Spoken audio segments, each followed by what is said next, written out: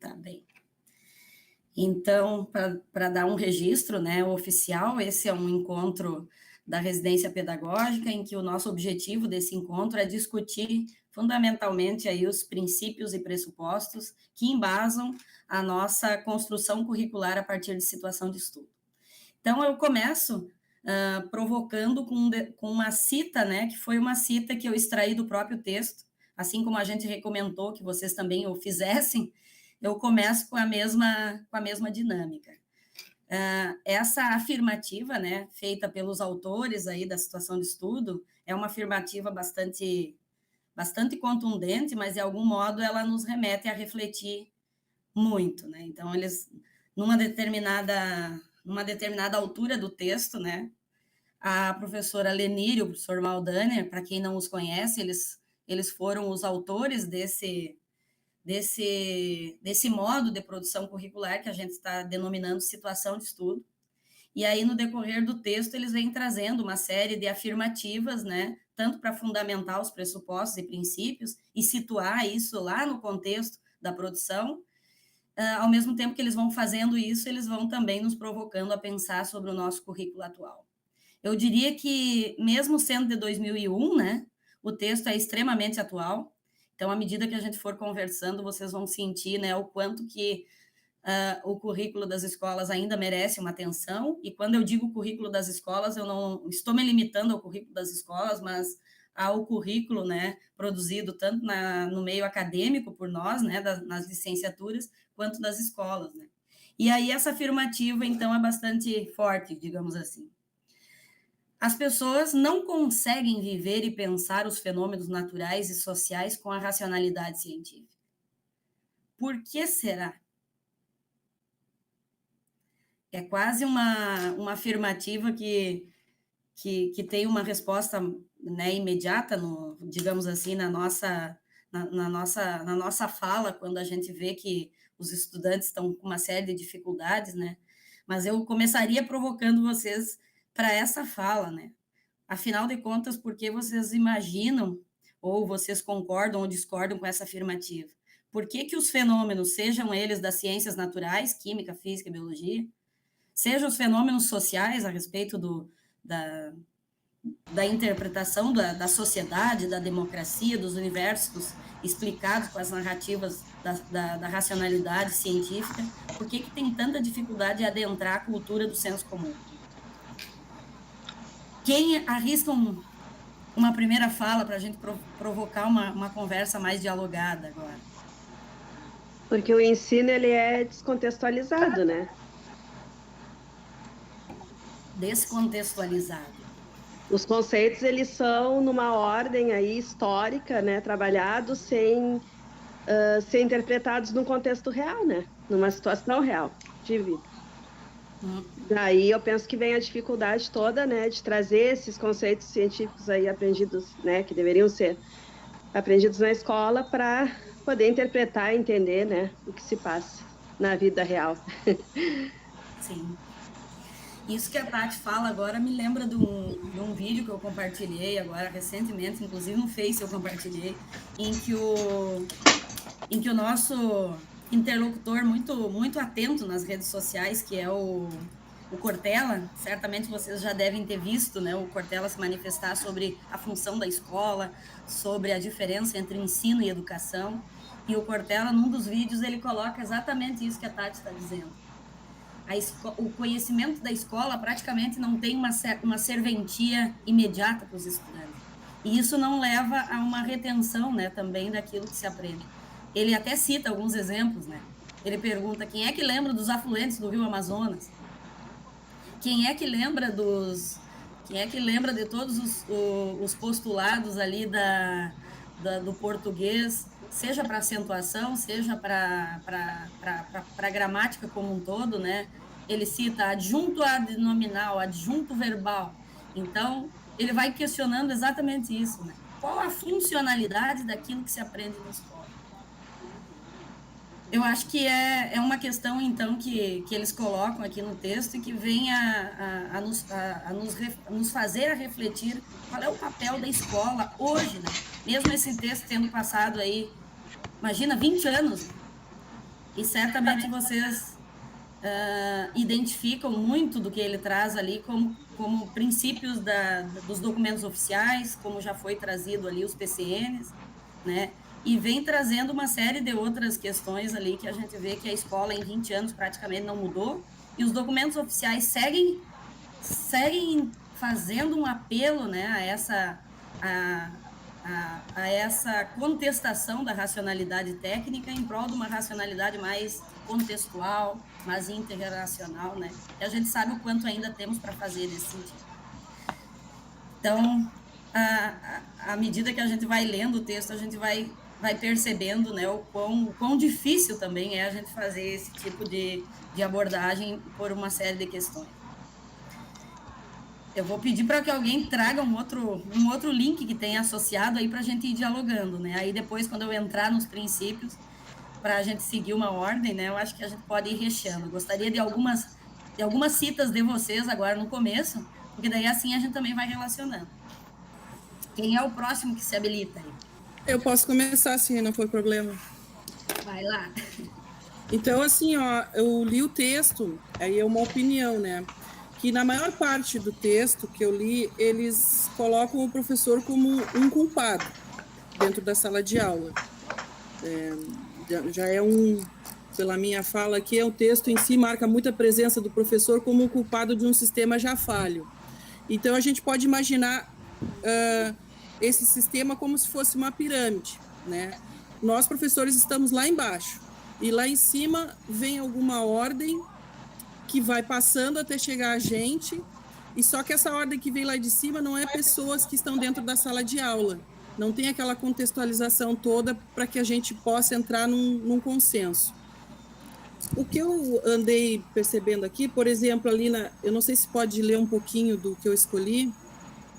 Eu citei, inclusive, esse trecho aí, que é bem no início, né? É, bem no início ali, que diz assim, ó... Eu até citei aqui, não se pode falar de uma escola genérica sem mencionar seus componentes curriculares e os educadores que têm a responsabilidade de desenvolvê-los. Nesse trecho aí, ele coloca de forma bem contundente, né, o que são os componentes curriculares e nos chama a responsabilidade de desenvolvê-los. Eu até coloquei na minha cita entre parênteses, e as condições reais para tal, né? Eu acho que essa tua cita é importante, mas eu acrescentaria aí que talvez faltou descrever que condições reais são essas que os responsáveis por o desenvolvimento deste currículo estão tendo dificuldades de chegar a um ensino de maior relevância, de maior contundência, né? Para que, de fato, uma alfabetização científica dessa cultura aí, entre, né, as falas e as interpretações dos fenômenos, para que a racionalidade científica, esse ponto, se estabeleça também num diálogo cotidiano, né, e não só num diálogo acadêmico. Eu acrescento aqui também, assim, ó, as minhas falas, né, que não é legal com relação, assim, ó, os conteúdos de ensino de ciência têm sido marcados pela forma marcadamente disciplinar de organização, poucos aprendizados em ciência, mostram usualmente fragmentados, descontextualizados. Eu coloco aqui que não é legal, pois os alunos não conseguem ter noção de espaço e tempo e aonde ir utilizar esses conteúdos. Isso é uma das minhas falas, né? A outra que eu tenho aqui, eu acredito que a vivência que o aluno traz para dentro da sala de aula, ela se torna muito importante dentro da vivência do contexto onde ele mora, porque se a gente perceber, existem diversas escolas, né? E aí passam aqueles, vamos dizer assim, conteúdos que sejam, como é que a palavra certa seria?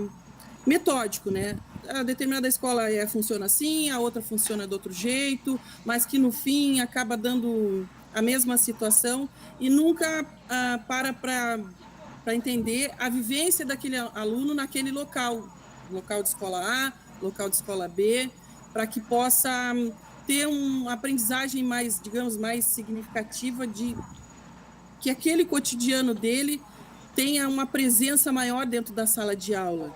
Tá? E ainda, deixa eu ver aqui, é tanta coisa que eu vou tentar ser mais rápida para não, né?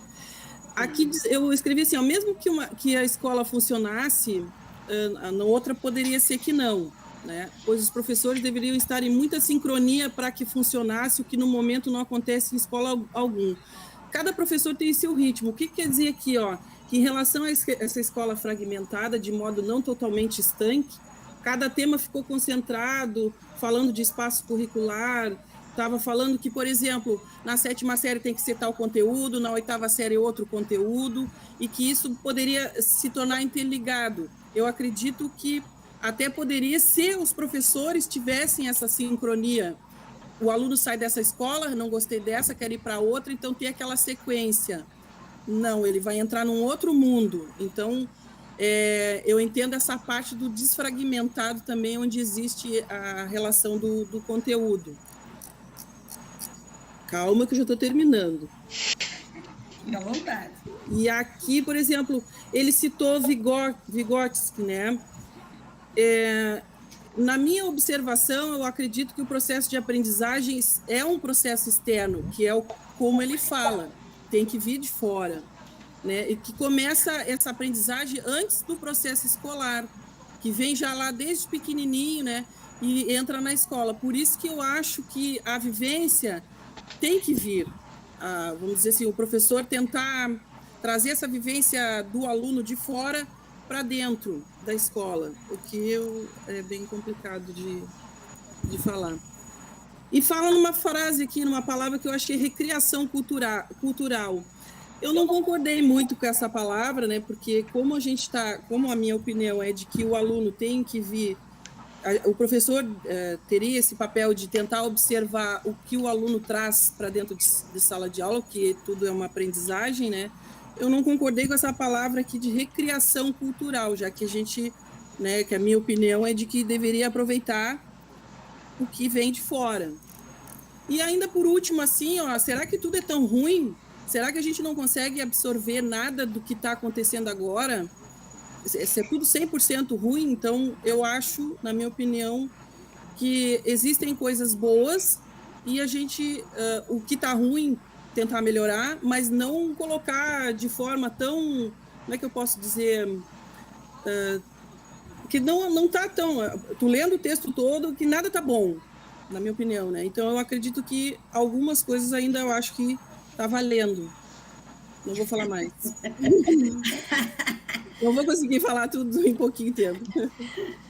Então, Mônica, eu pontuei 3 coisas aqui, que são 3 coisas que eu vou falar no decorrer do texto aí, né?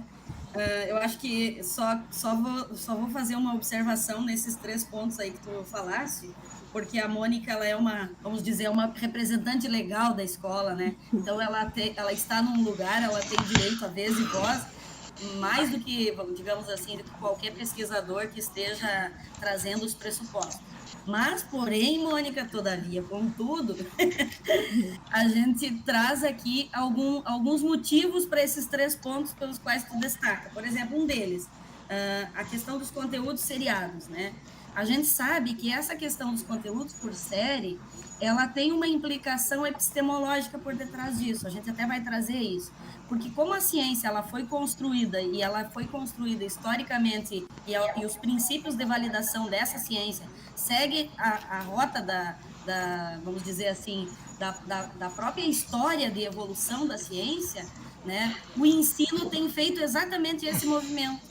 E o que, ultimamente, as novas epistemologias têm feito em termos de crítica a esse modelo, é que o movimento do ensino ele não precisa seguir a mesma lógica de evolução da ciência. Mas, por outro lado, a gente também entende que, por exemplo, o processo de transferência, muitas vezes, de um aluno para outra escola, ele fica comprometido.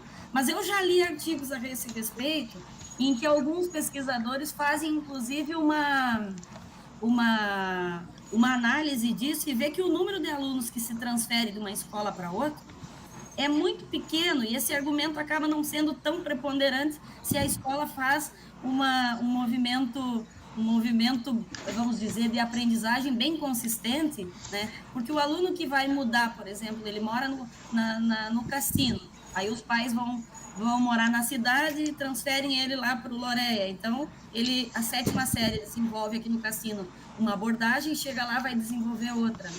Então, o que a gente observa é que essas transferências, pode ser que mude agora os itinerários e que os alunos venham a migrar. Mas o número de alunos que transfere de uma escola para outra é muito pequeno comparado àqueles que vivem praticamente toda uma vida na mesma escola em que eles começam, por exemplo, o ensino médio, eles terminam, né? Então... mas a questão que eu quis, desculpa te interromper, a questão que eu quis falar é que como no momento acontece dessa forma, né, que os conteúdos são seriados, é 7ª série, 8ª série, em qualquer escola, eu digo a minha crítica, que se fosse para mudar, por exemplo, né, que como tu está reportando aí, que os professores deveriam estar em total sincronia, que é o que não acontece, né? Por exemplo, tu deu do Cassino para a Pluroreia, mas aí eu falo de uma escola rural para o centro. Então, quer dizer, as vivências são diferentes. Então, para que isso funcionasse, desse certo, deveria ter uma sincronização muito grande, que eu acho que é um pouquinho complicado de conseguir, entendeu? Sim. Seria, digamos assim, uma uniformização. Mas é que daí eu acho que a gente sai de um tipo de linearidade e entra noutra, né? O que é difícil, por isso porque que eu digo se a gente for contextualizar para a região, por exemplo, numa escola na Torotama, e for trazer o contexto sociocultural, que daí é aquela outra questão que tu levanta do cotidiano do aluno, para fazer a correlação entre o contexto vivencial dele com os conteúdos, que é a contextualização, que também a Tati fala, na verdade, se a gente for trazer essas abordagens situadas, né, num contexto local, essa uniformização não vai acontecer, né? Não vai. Então, na verdade, eu acho que algumas questões aí relacionadas com essa abordagem não seriada, acho que ela tem muito mais a ver também, nós vamos poder acompanhar aqui pelo Residência também, com as condições de fazer naquele contexto. Aí ter carga horária para vocês se reunirem, tendo uma uniformização na própria escola, me parece que aí sim já garante. Então, por exemplo, um aluno que está contigo no primeiro ano, muda com a próxima professora no segundo ano, vai sentir a mesma episteme, né, entre vocês, que tem a mesma conduta, o mesmo modo de trazer os conteúdos, na mesma forma de abordar, pelo menos com os princípios muito, muito alinhados, né? Então, talvez dentro da própria escola seja um sonho possível, né, Mônica? Vamos partir do pequeno para o grande, né? Do grande, Inclusive, aí na Semana Aberta, eu andei sonhando, né, depois vou compartilhar com vocês, da gente tentar fazer, por exemplo, uma discussão de abordagem temática a partir do encontro aqui das escolas campo, por exemplo. Se nós tiver 3 escolas campo, a gente faz um projeto piloto, poderia levar, por exemplo, para a SMEC, para apresentar nas outras escolas também como é que está sendo a nossa abordagem aqui. Aí eu acho que a gente pode, por exemplo, ter parcerias colaborativas, né? Em que a experiência da escola do Loreia, do Lemos e do Duprá poderiam servir de referência para a escola Silva Gama, por exemplo, aqui no Cassino, em que as narrativas de vocês, daquilo que deu certo, daquilo que não deu tão certo e por que não deu certo, né, pudesse ser compartilhada. Eu acho que nessa tentativa, eu acho que a gente tem vamos dizer, um sonho mais possível, né? Sem, de fato, perder o horizonte, né, de pensar que a ciência não precisa estar necessariamente estruturada da mesma forma que ela é criada. Até porque, olha, o exemplo que eu sempre dou para os alunos, Mônica, eu vou só argumentar mais com isso, porque ele está lá mais à frente num dos princípios. Por exemplo, vamos pegar a história e de evolução dos modelos atômicos. Então, quando os gregos começaram a pensar sobre a estrutura da matéria, eles não tinham ferramentas, pressupostos, eles tinham algumas conjecturas, né? Por exemplo, se eu me afastar dessa areia do mar olhando para o horizonte, como é que se apresenta a matéria? Ela é contínua? Ela é descontínua? Como é que ficaria um grão de areia visto de longe? Então, toda essa química mais intuitiva foi evoluindo. Aí o Dalton postulou o modelo de Dalton, que foi aceito por muito tempo, né? E era o modelo de Dalton aceito e reproduzido, né, naquele contexto, vamos dizer, do ensino da época de Dalton, inclusive com o postulado do Lavoisier, de Proust, e obedecia à lógica do princípio de Dalton. Passou o modelo de Dalton, a gente teve Thomson num outro contexto, em que ele estava fazendo as experiências dos gases, por exemplo, estava evoluindo, e a análise naquelas ampolas de gases, verificando que a matéria tinha cargas, postulou um outro modelo. Aí, passado esse tempo, numa outra realidade, já pensando no contexto da radioatividade, que estava os estudos de Marie Curie e tudo acontecendo, o Rutherford conseguiu prever de outra maneira. Né? Agora, o que a gente tem hoje? Hoje a gente tem a ajuda da física quântica, do modelo quântico, e o átomo quântico é uma outra realidade. Agora, veja, a ciência evoluiu assim, mas como é que a escola faz para ensinar os modelos atômicos? Exatamente como fez a ciência. Começa por Dalton e termina com o quântico. Ou seja, por que é que a gente ensina do mesmo jeito que a ciência foi concebida? Eu acho que é nesse sentido que a gente precisa pensar que a natureza do conhecimento escolar não é a mesma natureza da formação de um cientista. E ele precisa entender, por exemplo, por que a matéria, sendo interpretada como é hoje, evoluiu muito os estudos, por exemplo, na medicina, né? Acompanhando, né, como é que está a evidência, por exemplo, desse modelo atômico, o quanto que evoluiu na medicina. Eu acho que é isso que talvez o Cortella nos provoque a pensar. Qual a relevância, né, dessa ciência que a gente ensina? Falando desse teu ponto aí, a gente está aqui para conversar e discordar e concordar, né? Com certeza. Então, na realidade, essa palavra... Quando tu fez a primeira pergunta ali, né, com relação à racionalidade científica, né, a minha fala é que não existe uma fala científica dentro da escola porque a gente não fala cientificamente também, né? Eu acredito que essa parte do cientista, parece que ela está muito distante. E por que não nossos alunos não podem ser ditos que eles também são cientistas, que eles também podem pensar dentro da sala de aula, que eles também podem agir de forma, né, que posso ser considerado, eu sou um cientista também, né? Então, parece que fica uma coisa tão distante e, ao mesmo tempo, a gente sabe que a gente pode trazer mais para perto ali e fazer com que esse estímulo aconteça, né? Então... Exatamente. Mas essa questão aí, se a gente fosse adentrar, por exemplo, né, nesses tipos de racionalidade do discurso, hoje uma linha muito forte está se formando pela defesa da alfabetização científica. Exatamente. É exatamente isso que tu está dizendo, né?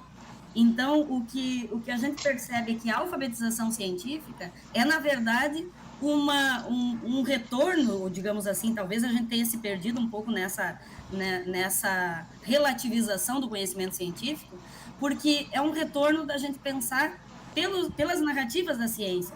Então, interpretar um fenômeno por meio da ciência. E eu acho que a crítica que eles fazem é justamente que parece que a gente se perdeu relativizando o conceito de ciência, o modo de explicar os fenômenos a partir da ciência, como se a ciência fosse coisa de gabinete de cientista, né? Sim. E que os estudantes não precisariam ter. Então, o diálogo cotidiano não minimiza a ciência e, ao mesmo tempo, não relativiza de maneira nenhuma nenhuma das narrativas, nem a científica e nem a cotidiana, né? Sim. Tanto que depois ele vai falar no movimento ascendente e descendente, e tem uma tese bem importante de um colega nosso, que é o Mortimer, certamente você já viu os livros do Mortimer, e o Mortimer vai defender que, mesmo a gente atuando num contexto de linguagem científica, a gente não deixa de usar alguns termos que a linguagem cotidiana usa. Mas ele diz, mas a gente, conhecendo a ciência, conhecendo os princípios da ciência, a gente toma consciência da realidade num outro nível de interpretação. Sim. Eu acho que essa é a grande sacada, né, do Mortimer, quando ele estuda a diferença dessas duas racionalidades, a científica e a não científica, o conhecimento cotidiano e o conhecimento do senso comum, justamente para a gente pensar que falar de conhecimento escolar é um diálogo entre esses dois e uma tomada de consciência num nível mais elevado. E aí talvez a gente consiga, de fato, né, não relativizar a ciência e nem tampouco valorizar o conhecimento que ele traz da vida, do cotidiano, do lugar onde ele mora. Sobre isso, eu posso falar um pouquinho? Claro, com certeza. Eu concordo, assim, que quando a gente traz o contexto, né, para o ensino da química, a gente pode, sim, se perder e ficar presa só ao contexto social do tema, né? Falo isso porque já aconteceu comigo lá nos primórdios, né, das tentativas. Então, a gente corre esse risco, sim, de ficar só no social, né, desse contexto, e não adentrar no contexto científico, porque a gente fica naquilo assim, é uma palavra difícil, os alunos não vão conseguir entender, vai dificultar. A gente tem essas ideias, assim, ó, sabe, que perpassam aí o nosso planejamento. Então, acaba que a gente meio que se perde no contexto social do tema, né, e deixando de lado os conceitos científicos, né, por ele ser um nome estranho, por ele trazer uma certa dificuldade para o estudante, né. Então, isso aí realmente faz parte, sim, da nossa prática, né, do ensino da química na escola. E, claro, por isso que eu sempre defendo, né, pessoal, já que, né, a questão da organização conceitual, né, montar esse currículo, né, conceitos são esses que vão dar conta do tema, né, para a gente não se perder exatamente nisso, né, num contexto ficar preso somente à parte social e deixar, né, o científico de lado. Exatamente, porque a gente resbala na ideia de pensar a entalpia é uma palavra muito feia, não vou projetar ela. Mas como é que tu vai falar de transferência de energia? Como é que tu vai explicar um fenômeno de energia contida nas moléculas se tu não falar de entalpia, né? Se tu não falar de energia de ligação, se tu não falar disso, né? Como é que fica a explicação de um fenômeno, né, Tati? Fica só na linguagem daí da não racionalidade científica. Então, eu acho que esse ponto que nós estamos discutindo agora já é para a gente pensar que a ideia da situação de estudo é tentar fazer esse link sem cair nos dois extremismos, nem de ficar só no científico pelo científico, né? Sem o contexto para nos dar concretude para a explicação, mas também sem ficar só na linguagem que o aluno entenda, né? De medo de ferir ele com palavrões, tipo essas aí, né? Que a gente sabe que são palavras que têm um significado teórico, né, e uma explicação para ser dada. E que ele precisa conhecer, a gente sabe disso. Que ele precisa eu já caí muito lá no início nisso mesmo, né, e por N motivos, como eu digo, né, nós professores aqui, eu, a Mônica e a Giovana, que temos aí a gente traz, né, a nossa vivência, a nossa prática da sala de aula, nós temos aí formações diferentes, querendo ou não, que a gente vai se formando ao longo do tempo, cada uma de nós tem uma trajetória, né? Então, e a mesma trajetória na escola. Então, quando a Mônica mesmo trouxe ali a questão do contexto do aluno de diferentes escolas, eu chamo para nós também, as nossas diferentes formações. Por exemplo, eu e a Mônica somos formadas em Química, mas em tempos diferentes, onde o currículo era diferente também, né? Exato. Então, a minha visão é uma, da Mônica é outra, as afinidades conceituais minhas são algumas, as da Mônica são outras, e querendo ou não, a gente leva isso para os nossos planejamentos. Se eu não tenho afinidade com oxirredução, eu vou deixar isso meio que de lado. Se eu tenho muita afinidade lá com as pilhas, eu vou trazer isso para o meu planejamento. E assim nós somos, cada professor é um. E isso vai muito da nossa formação e das nossas afinidades, né? Então, muitas coisas nos atravessam aí quando a gente vai falar da alfabetização científica, de como trabalhar num contexto, como escolher esse contexto, né? É um contexto abrangente, é um contexto específico regional ali da escola. Por exemplo, o Lemos Júnior fica próximo da refinaria ali, Ipiranga, que agora é Rio Grandense, né? Mas Ipiranga. Então, eu vou trabalhar nesse contexto aí, sabe? Quem é lá da escola do Cassino vai trabalhar a questão daquele contexto ali de praia, de oceano e tudo mais, né? Então, são muitas coisas, né? Que a gente precisa pensar na hora de pensar realmente em trazer um contexto para a sala de aula. Que contexto é esse? É um contexto abrangente? É um contexto específico? E aí a gente realmente pensa nisso que a Mônica traz, né? O aluno que troca de escola, né? Tem que aproveitar também essa vivência dele. Então, acho que são coisas que nos desafiam a pensar quando a gente pensa em trazer o ensino, né, dessa forma, contextualizado, para que não caia nessa coisa do senso comum mesmo, né, do achismo, e das pessoas explicarem qualquer fenômeno científico aí do ponto de vista, né, superficial, leigo, sem atrelar aqueles conhecimentos lá da escola, né, que a gente trabalha, e ele não sabe como aplicar isso num fato aí de vida. Eu acho que a gente mobilizar tudo isso que a gente aprendeu é relacionar com aquilo que de fato fez sentido quando a gente aprendeu, né? Porque tu só relaciona aquilo que te é pertinente, né? Então, se o aluno não está conseguindo relacionar, como foi essa abordagem que o texto está criticando, que é que é tão superficial e muitas vezes leva, né, a gente pensar que o aluno também chega, né? E eu acho que essa crítica também, né, Mônica, é uma crítica a todo o universo acadêmico como um todo, porque nós poderíamos dizer que essa abordagem linear e fragmentada, ela também acontece nas nossas formações. Então, a forma como a gente também está constituindo e formando os nossos licenciandos, eles estão aí, eles podem confirmar isso que eu estou dizendo, né?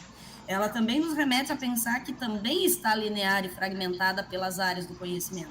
Tem um conjunto de disciplinas da fisicoquímica, tem um conjunto de disciplinas da orgânica, e essa abordagem ainda é meramente disciplinar. Nós temos iniciativas da interdisciplinaridade, mas ainda nesses 25 anos, né? Imagina, o texto é de 2001, nesses 20 e poucos anos, né, houve uma mudança muito lenta em relação a tudo isso em todos os níveis da educação. Então, eu acho que é de fato para a gente pensar se isso vai continuar e por que está tão difícil mudar, né? Eu acho que esse nosso grupo é um grupo para também a gente pensar sobre isso, né? E como dar passos, mesmo que sejam lentos, mas nessa direção de tentar tomar algumas iniciativas, né? Para também constituir essa geração nova que está vindo aí, né? Olha só, nós temos aí 17, 18 licenciandos, né? Que podem falar sobre essas abordagens nos diferentes cursos e podem dizer o quanto ainda somos disciplinares. Mac, tu ia falar? Perdão. Não, eu estava escutando vocês, né? Aí eu estava fazendo algumas anotações e eu gostei muito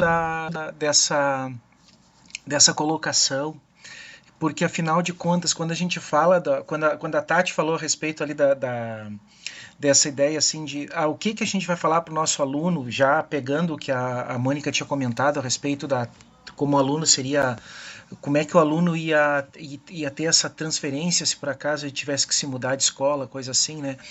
Para ter uma ideia de como essa ideia da contextualização ela é algo que precisa ser tratado com uma certa ressalva, né? Porque afinal de contas, o que a gente quer com o ensino de ciência dentro da escola? Tá? Ele vai ser para um contexto único, e aí quando a Tati falou assim, o pessoal ali da refinaria, a gente vai falar determinados conceitos, no cassino a gente vai falar outros, mas lembra, e aí é uma questão, é uma postura bem emancipadora, vamos pensar assim, freiriana, né, de tu pensar que a ciência ela serve para ir além daquele lugar que tu estás, né, a escola serve para tu sair daquele espaço que tu tá. Então é pensar exatamente assim, contextualizar sim, mas não de forma a que o estudante ele se sinta meio que já com uma ideia definida de que, bom, eu preciso aprender isso porque esse aqui é o meu destino, tá? Então é uma coisa que é interessante pensar, né, mesmo dentro desses percursos formativos, né, de que forma a gente pode chegar ao nosso aluno, chegar ao nosso estudante, e aí para nós também, né, já quando a gente fala lá na universidade, né, na formação de professores, de que forma a gente vai alcançar o nosso estudante, o nosso aluno no ensino médio, o nosso aluno na universidade, para que ele não se sinta simplesmente assim como se ele já tivesse um destino traçado, e esse destino é porque ele nasceu em tal lugar, ou porque, basicamente, vou colocar a situação assim, não é o nosso caso, né? Mas digamos que a gente tenha uma escola na Ilha dos Pescadores, tá? Os pais foram pescadores, os tios são pescadores, então as crianças vão ser pescadores. Então a gente precisa ensinar eles somente a pescar, mais nada. Na verdade, é a ciência a respeito do contexto deles. Eu acho que isso é uma coisa que a gente poderia pensar em ir além, né? E aí entra exatamente isso, né? Quando tu tá muito fechado no teu mundo, para a tua visão de mundo, que a gente cria essas explicações próprias. Tá? A gente cria mitos, a gente cria ideias, e estava falando de alfabetização científica, né? A gente não busca alfabetização científica, a gente simplesmente busca explicação dentro daquilo que a gente está acostumado, tá? Para situações que a gente percebe, e aquilo que a gente não consegue perceber se torna metafísico, se torna sobrenatural, coisas desse tipo. Tá? Mas eu gostei muito, assim, eu estava quietinho na minha aqui, eu escutando vocês, né? Mas estou aqui, tá? Era até para Aí, eu poder... achei fantástica essa tua colocação, Mac, porque eu peguei um exemplo aqui de situação de estudo a partir de uma experiência que a FURG está desenvolvendo lá na ilha, e que é a produção de óleos. Então, esse exemplo que a Tati deu é fantástico, porque vai na direção do argumento que a gente quer construir aqui no RP, que é de levantar o sistema conceitual. Trabalhar com a situação de estudo, com abordagens temáticas diferentes na ilha da Torotama e lá na escola da refinaria, não significa negar, por exemplo, o sistema conceitual da química. Por exemplo, agora acabei de lembrar a partir desse exemplo do Mark, que na nossa interpretação de químicos, de que a natureza dos materiais e a composição química dos materiais tem que estar sempre em todas as situações de estudo. Por exemplo, nós podemos trabalhar com compostos orgânicos derivados do petróleo lá na escola próxima da refinaria, né, e as características e as substâncias, a partir da refinaria do petróleo, sendo o petróleo a nossa situação de estudo, e lá na ilha da Torotama, os resíduos do peixe, do camarão e do siri, que tem um exemplo dessa abordagem muito forte ali na EQA, que tem grupos desenvolvendo, inclusive o do professor Felipe, né? E aí eu até coloquei um exemplo aqui, porque eles estão extraindo de um determinado peixe, que quando o professor Felipe chegou com a área de físico-química lá, Maquedas, eles chegaram pensando, né, a produção de um tipo a extração de uma determinada gordura para a produção de biogás a partir da cabeça e das vísceras de alguns peixes. E daí eles chegaram lá na ilha agora não me lembro se foi da Torotama ou numa determinada ilha, e os pescadores demandaram outra coisa para eles. Você não tem um pescado aqui que nós não estamos conseguindo aproveitar para fazer filé, porque ele tem muito espinho. Então, muitas vezes a gente descarta, devolve para a água, ou às vezes se perde, né? E a gente já apertou ele e viu que tem muita gordura. Ou seja, então eles começaram a trabalhar com esse peixe, que era uma espécie que eles nem tinham conjeturado que poderiam trabalhar. E aí eles começaram a trabalhar com esse pescado, né, pensando na composição química, qual é o componente que tem nessa espécie de peixe, que poderia ser muito produtivo para essa produção aí do que eles queriam, né, da gordura. Então, tu imagina que trabalhar com substâncias orgânicas e as suas propriedades e transformações implica trabalhar lá na ilha da Torotama, a partir da situação daquela vivência, mas não sem deixar de trabalhar com carboidratos de cadeia longa, que vão produzir éster de triglicerídeo. Trabalha lá e trabalha aqui, né? Eu acho que essa é a nossa, vamos dizer, a nossa principal tese, digamos aqui, com a situação de estudo. É não cair no relativismo, de ficar só discutindo o pescado, sem explicar os carboidratos de cadeia longa e as reações de transesterificação, tanto lá na ilha da Torotama, quanto aqui. Então, pode sair um cientista, né, Mônica? Tanto lá da ilha, quanto daqui da escola próxima aí do polo. Eu acho que essa, digamos assim, é o nosso grande desafio. Como fazer, né, uma situação contextualizada sem deixar de trabalhar o conhecimento científico no mesmo nível para qualquer um desses estudantes, né? Para ele não ser negado a ele, né, esse acesso a esse conhecimento, para ele poder escolher o que ele decidir, se ele decidir ser um engenheiro químico, seja ele aluno lá dessa escola da ilha, ou seja ele aluno aqui da escola do Lemos Júnior, né? Eu acho que esse é o nosso grande desafio. Então, foi excelente esse teu exemplo, porque faz a gente pensar o quanto é importante a gente elencar qual é esse sistema conceitual e como que a gente aborda ele na situação de estudo. Eu vou pedir, então, para continuar agora com os slides, porque daí esses princípios vão aparecer, e como a gente tem na semana que vem, então, um encontro em que a gente vai trazer essas experiências, caso essa 1 hora de hoje for curta, né, a semana que vem, esses trechos que vocês ponderaram, certamente vocês vão revisitar agora aqui com essa fala que eu vou trazer da situação de estudo, e a semana que vem a gente vai poder abordar na roda lá, um olhando para a carinha do outro, que vai ser certamente bem mais interativo. Bom, como eu comentei com vocês, a ideia da situação de estudo, ela é uma ideia que começou lá no grupo chamado GPEC, né, que é um grupo de educação química lá da Unijuí, da onde eu sou egressa, e que tem o professor Maldaner e a professora Lenir como, vamos dizer, como os precursores dessa idealização de currículo, né, mas que vem sendo desenvolvida até hoje, né, nos diferentes espaços, principalmente onde os egressos deste grupo e dessa formação foram se colocando aí nas universidades, nas escolas, e aí a gente foi trazendo para a nossa realidade. Eu diria que a situação de estudo que está lá na cabeça do Maldaner, o idealizador, não é a mesma situação de estudo que está na cabeça da Jaqueline aqui na FURG, nem é a mesma situação de estudo que está lá no Triângulo Mineiro junto com a Elisa Maceno e aquela que foi banca da Núbia lá, como é que é o nome, Max? Esqueci. Que também desenvolve situação de estudo e em abordagem freiriana. Simone? A Simone Gellen, perfeito. E por que isso acontece, né? Inclusive, nós temos fundamentado, né, que a situação de estudo ela ganhou uma característica dos sujeitos que passaram a pesquisá-la. Por exemplo, a Simone Gellen, o grupo lá, está trabalhando muito com Freire. Então, eles deram um tom bem freiriano para a situação de estudo.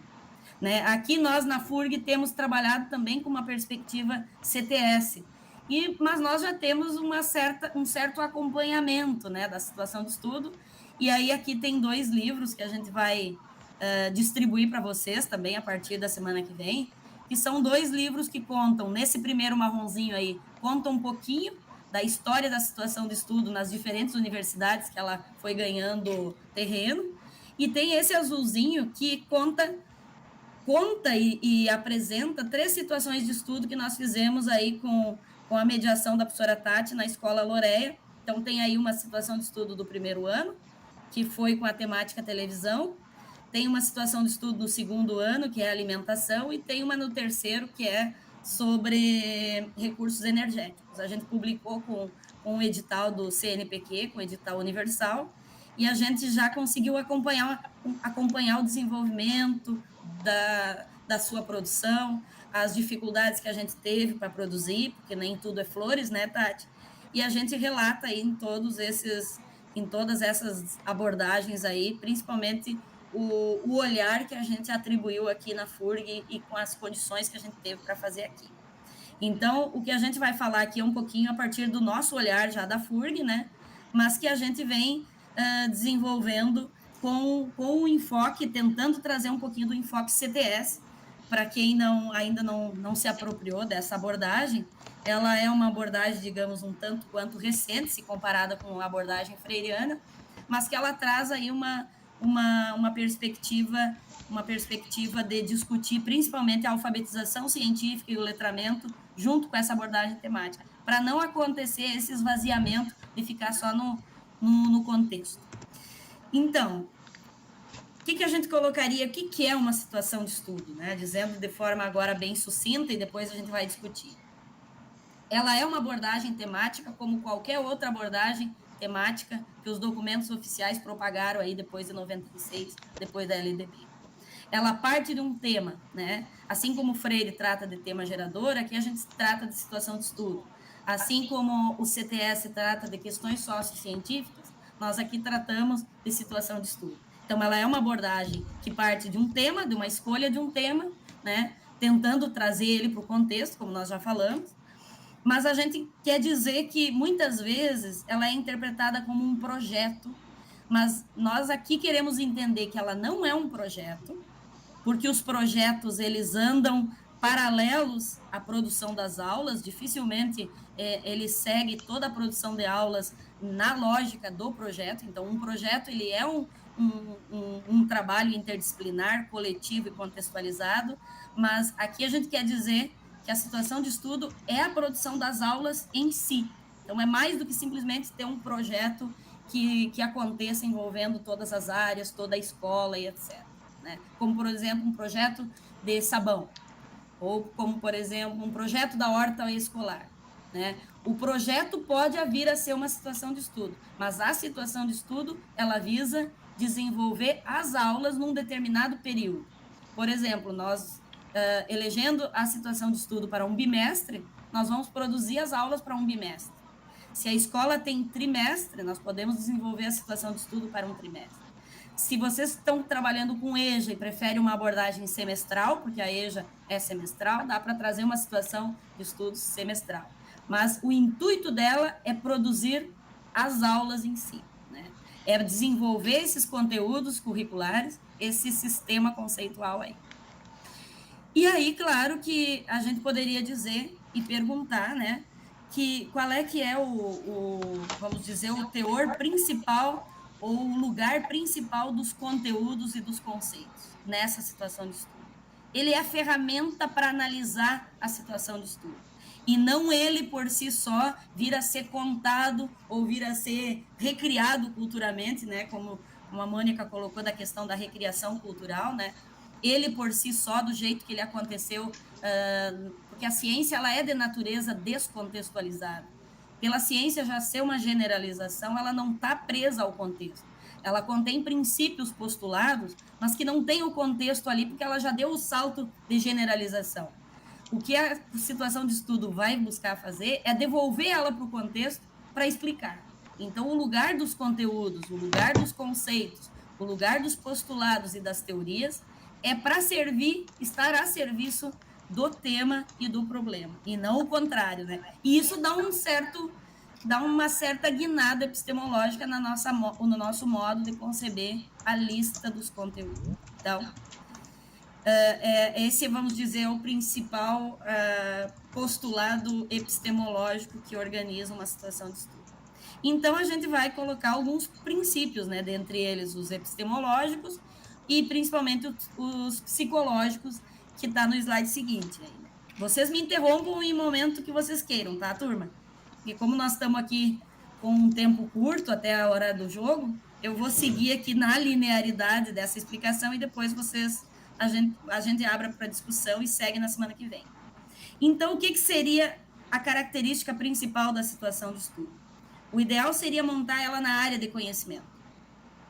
Uma situação de estudo para a área de ciência da natureza implica em ter uma temática única para a química, para a biologia e para a física. Ponto. Atenção. Isso é a condição ideal. A gente já se deparou com algumas condições reais em que o diálogo entre os químicos, físicos e biólogos na mesma escola não aconteceu da maneira como a gente idealizou. E aí, por consequência, essa produção das aulas interligadas não aconteceu. Então, a gente está colocando o que seria o pressuposto ideal e que a gente pode tentar perseguir aqui nas 3 escolas campo que a gente tem, né? De tentar produzir uma situação na área do conhecimento. Uma situação de estudo para a ciência da natureza envolvendo o mesmo tema para química, biologia e para física. Bueno, mas o que difere, então, as abordagens que continuam num currículo disciplinar? Seria produzir uma pergunta de pesquisa para cada uma das disciplinas. E aí, segue, então, a característica principal. Para que essa abordagem não caia... Pode falar. Posso falar rapidinho? Claro. Essa tua situação de estudo, ela é feita antes de ver quem são os alunos? Ela pode ser realizada o ideal seria naquele período diagnóstico que a gente tem no currículo, né? Que o ideal seria ali, porque daí tu consegue, por exemplo, dialogar para ver qual é a característica daquela turma. Se Exatamente, porque tem uma certa diferença de turno. Até para turno tem diferença. De manhã é um público-alvo, de noite é outro, totalmente diferente. Perfeito. Por isso que a escola sempre tem aquele chamado período de sondagem, o período diagnóstico, né? O ideal seria, nesse momento, a gente dar o pontapé inicial partindo daquele diálogo inicial para ver que necessidades aquela turma tem para que a gente pudesse produzir um tema que fosse interessante para eles. Daqui a pouco tu vai discutir o camarão e o siri, ele é importante na Ilha da Toratama, mas aqui na escola do Silva Gama não é outra coisa, né? Como tu disseste, os turnos também têm uma característica diferenciada, né? Mas aí, bem interessante essa tua colocação, Mônica, para a gente pensar que talvez o início da nossa situação de estudo pudesse acontecer nesse interstício aí, né, do início das atividades, o início das aulas, né? E aí eu coloquei em vermelho porque já peguei esse texto, vejam, 10 anos depois do início do texto que foi produzido lá em 2001, né? E a situação de estudo, a produção dela foi nos ensinando, digamos assim, que a abordagem de temas mais genéricos e mais amplos são temas mais fáceis da gente falar sobre e até relacionar com as outras áreas, mas, por outro lado, são mais difíceis da gente entrar nos conteúdos específicos da física, da química e da biologia. Então, vejam que aí, em 2010, o Maldani e a Lenir recomendam temas menos amplos. Por exemplo, saúde, meio ambiente. Até no texto destaca, vocês devem ter lembrado, né? Que destaca que lá nos PCNs tinha primeiro 4 eixos temáticos, que eu anotei aqui: Terra e Universo, Vida e Ambiente, Ser Humano e Saúde, Tecnologia e Sociedade. Depois tiveram 7 temas transversais que foram agregados aos PCN+, da Ciência da Natureza, que é Ética, Saúde, Meio Ambiente, Orientação Sexual, Pluralidade Cultural, Trabalho e Consumo. Nós estamos há 25 anos posterior a esses documentos, e os documentos digamos assim, da nossa atualidade, que são o RCG e esse próprio documento que a gente vem analisando agora com o novo ensino médio, tem esses temas aí dentro dos itinerários, vejam. Né? Então, como que a gente vai tornar esses temas a nossa situação de estudo numa abordagem mais específica e não tão ampla? Talvez nos itinerários ele possa seguir na lógica da amplitude da natureza com que eles foram nomeados aí no documento. Mas talvez na aula da química específica, a gente tenha que fechar um pouco para poder trabalhar com aquilo que a gente quer. Porque senão tu vai ficar tratando de questões bem mais sociais e culturais, de abordagem genérica, e não tão especificamente com esses conteúdos que a gente precisa, né, ou que a gente quer ser guardião ou guardiães, como a gente comentou esses dias, né? Pode passar, Mark. É um desafio, só para lançar que a gente vai ter que tomar essas decisões e fazer essas escolhas. Dentro dessa fundamentação, aqui eu resumi 3 princípios multicampo aí, mas que são bem importantes para a gente orientar as nossas escolhas. Um deles é o princípio que está situado no campo da psicologia da aprendizagem, que nos remete a perguntar o que e como aprendemos. Né? Se a gente for para o campo da psicologia e nos remetermos a Vygotsky, a Piaget, a Vallon e a todos os contemporâneos aí da psicologia moderna, eles vão fazer a mesma pergunta. Afinal de contas, como é que o ser humano aprende? Como aprendemos? De que forma aprendemos e como nos desenvolvemos nessa aprendizagem? O nosso fundamento da situação de estudo é vigotskiano, porque a gente parte do princípio de que a gente aprende nas interações e nas relações sociais. Nós aprendemos com o outro. A nossa relação com o mundo, ela não é uma relação direta, ela é uma relação mediada, mesmo antes de entrarmos na escola, pelas intervenções do pai, da mãe, das pessoas do nosso primeiro universo cultural e social, que é a família, mas que quando chegamos na escola, ela tem uma intencionalidade pedagógica. E é nessa intencionalidade dessas interações sociais que a gente se desenvolve, fazendo aquela relação dos conhecimentos científicos com os conhecimentos cotidianos, que ali no texto eles chamam de movimento ascendente e descendente. Então, partindo do pressuposto de que aprendemos nas interações sociais, né, o Vygotsky também vai ponderar qual é a qualidade dessas interações sociais. Por que essas interações podem nos estimular a aprender umas coisas mais em detrimento de outras. E 2 pontos importantes que foi desenvolvido dentro da teoria histórico-cultural é de que a gente aprende por meio das necessidades criadas nesses contextos. As necessidades, na verdade, são criadas dentro do que o Vygotsky chama de motivação. A palavra motivação é alguém nos motivou a uma determinada ação. Mesmo que não tenha sido intencional lá no contexto familiar, ou mais ainda, se ela for intencional no contexto pedagógico, né, existe um motivo para uma determinada ação. Né? E quando esse motivo passa a ser do outro também, né, aí a gente ganha a aprendizagem do outro. Eu acho que aí está um grande desafio do professor, então, como alguém que motiva os demais. Nós conhecemos a ciência, nós vivemos essa história da ciência, né? Como é que a gente motiva a piazada para poder aprender aquilo que a gente acha que eles precisariam aprender para essa alfabetização científica? E aí o Vygotsky vai nos dizer que essa motivação é também fomentada, e esses interesses e essas necessidades é fomentada nessas interações por problematizações. E isso está tanto na linguagem freiriana quanto na linguagem CTS, que eu acabei de comentar.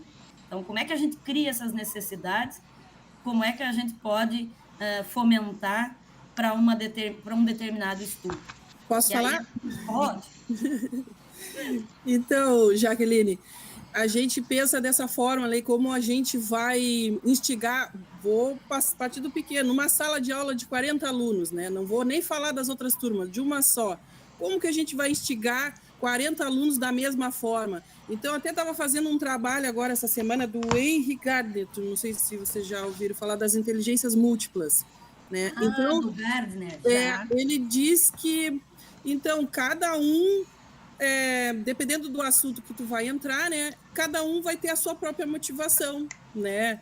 Tu pode trabalhar do jeito que for, pode falar do assunto que for. Se não for do interesse dele, eu não sei como que tu vai conseguir chegar naquele ali, mas tu pode, de repente, dentro desses 40, 30, tu conseguiu motivar, entendesse? E outros tu não vai. Outros não vai. Dependendo, não adianta o milagre. Pois é, o Vygotsky tem uma explicação interessante sobre isso, porque ao mesmo tempo que ele é otimista, ele é realista. Ele vai dizer que nós somos o resultado das interações, mas nós nos constituímos através de 4 linhas de constituição, que ele chama de plano genético da formação humana, que é a linha filogenética. Então, nós temos uma herança e uma predisposição genética que nos dá, por exemplo, características X e não Y, dentro do próprio desenvolvimento da espécie. Então, nós temos o intelecto preparado para a maturação e esse desenvolvimento, que difere dos animais e de outras espécies. Mas ele vai dizer que a linha filogenética tem vamos dizer, na nossa herança e na nossa filogênese, a predisposição para aprender. Mas se a gente não for inserido no universo social e cultural, não basta a gente ter o intelecto preparado para aprender. Então, ele vai dizer o quanto que é importante as interações sociais, então. Seja ela na linha ontogênese, na ontogenética, que é do desenvolvimento daquela cultura, daquela espécie, naquele lugar, quanto do desenvolvimento sociogenético, de todas as implicações, de todos os universos culturais que a Mônica esteve e que fomentaram a Mônica a ser professora, a pensar do jeito que a Mônica pensa, a ser motivada pela química, de ser professora encantada pela química. Ou seja, teve um universo que fomentou isso nela, né? Não bastou a Mônica ter tido uma predisposição genética para isso. Mas, porém, tem a microgênese, que é isso que tu está dizendo, né? Que marca a individualidade de cada sujeito. Nós somos sujeitos individualizados, temos a nossa subjetividade e a nossa individualidade, e mesmo nós todos aqui escutando situação de estudo, nem todo mundo vai se encantar. Nem todo mundo vai desenvolver do jeito que a Mônica vai desenvolver. Nem todo mundo vai desenvolver do jeito que o Maldaner pensou lá. Essa é a história microgênese de cada um. E numa sala de aula, o Vygotsky vai usar o conceito de zona de desenvolvimento proximal, para dizer como é que tu fomenta o maior número de zonas de desenvolvimento proximal. Mas existe, claro, a individualidade de cada um. E aí é o realismo da teoria dele, né? Que nem sempre tu vai conseguir atingir todos, ainda mais com a mesma problemática. Né? Então, é possível fazer alguns ensaios, ter algumas pistas de qual tema poderia, por exemplo, ser mais relevante numa turma de EJA, que está ali próxima da área portuária.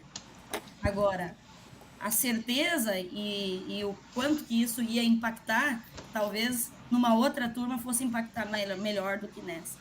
Esse autor também que eu citei, ele acredita que todo mundo pode aprender, vamos dizer assim, todo mundo pode aprender um pouco de cada, mas também não significa que a gente vá saber tudo. É que nem uma pessoa chegar e perguntar sobre um assunto específico de química, eu posso dizer, não sei, né? Mas não quer dizer que eu não saiba de nada.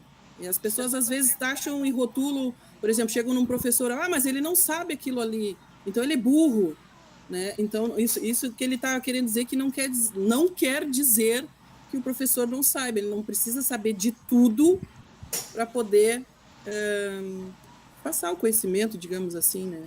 Claro, claro. Então, essa ideia de trabalhar com essas temáticas, com essa abordagem, né, partindo do pressuposto que a gente vai aprender a partir das motivações e das necessidades, acho que é aí que é importante a gente pensar como é que a gente elege esses temas e esses problemas que a gente vai supostamente acreditar que vai poder engajar o maior número de alunos numa turma. E o outro princípio, além desse princípio psicológico, aí é o princípio que nós já comentamos ali no início, provocados aí pela Mônica, que é a gente entender qual é a natureza do conhecimento escolar. O conhecimento escolar, ele tem uma natureza diferenciada do conhecimento científico, embora ele seja o responsável pelo conhecimento científico, mas a natureza deles são diferentes. Assim como a ciência, que eu citei o modelo de evolução dos modelos atômicos, assim como a ciência seguiu, né, com alguns princípios e postulados que foram validados historicamente, a gente tem desenvolvido elas com essa mesma lógica, né?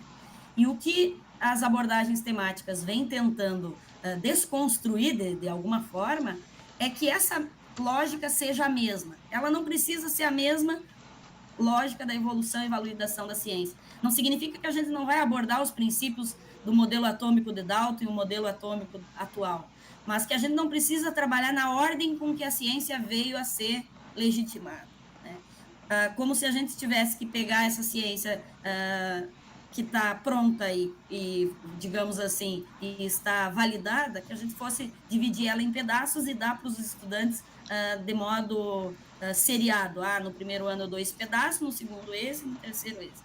Então, tem uma ideia da gente começar a pensar qual é a natureza do conhecimento escolar. Ela precisa seguir essa mesma ordem, né? Então, isso para a gente pensar, então, como que a gente apresenta essa ciência, né, que é uma construção histórica, que é falível, que é humana, né, como a gente vem concebendo a ciência hoje, que os cientistas não são aqueles sujeitos lá do laboratório, né, Mônica, de jaleco e etc., mas nós aqui estamos produzindo ciência no campo da educação e ciência, então nós somos cientistas nesse nível de produção, né? E aí esse modo de conceber esse corpo organizado, na verdade, ele ajuda a pensar como é que a gente oferece isso nos currículos que a gente desenvolve. Como é que a gente apresenta essa ciência, né? A gente apresenta ela do jeito que ela foi constituída, ou a gente tem outro modo de apresentá-la, né? E aí, para o campo da sociologia, que eu acho que não poderia deixar de colocar esse outro arcabouço, né? Não precisamos, né, trazer todos os teóricos do currículo para dizer que currículo é uma seleção. O currículo é uma organização. O currículo escolar, ele é uma decisão, né? Então, ele é relações de poder, currículo é poder também, como diz esqueci quem é que diz que o currículo é poder. Daqui a pouco me vem os nomes dos curriculistas aí, se alguém lembra já pode dizer. Até porque a gente percebe bem isso na academia, né? Aqui, o quanto que o currículo é poder quando a gente organiza as áreas do conhecimento, né? Então, o currículo é poder, o currículo é seleção.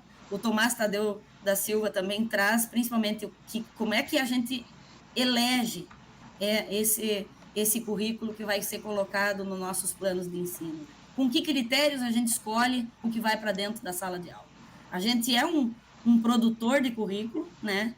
Cada um no seu contexto. Acho que o professor é legitimamente um produtor de currículo, porque ele escolhe, ele elege e ele decide como é que ele vai desenvolver. Então, independente de ter documentos oficiais ou não, o currículo que vai para a sala de aula da Tati tem a característica da Tati.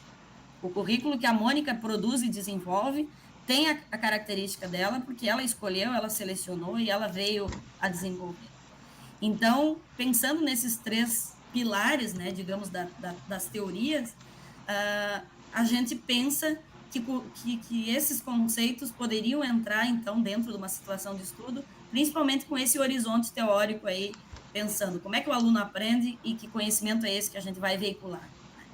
E o próximo slide, Mark, o próximo slide tem algumas coisas também que foi introduzida aí na situação de estudo para a gente ir evoluindo, porque ela já tem mais de 25 anos e não significa que ela seja a salvação da pátria, né? Mas ela é uma opção, uma probabilidade da gente testar as nossas hipóteses.